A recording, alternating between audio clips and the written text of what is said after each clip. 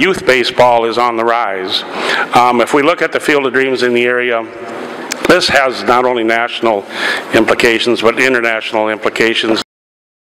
We know about the magic of the Field of Dreams, where people come from all over the nation and the world just to have a catch and to be there.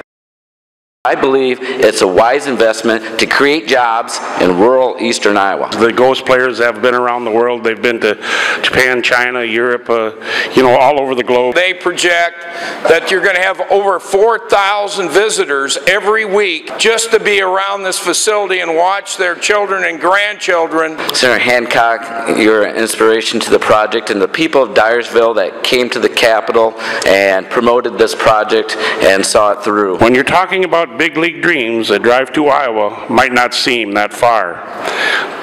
So with that, Mr. President, I want to thank Senator Dotzler, and I ask for support for this bill.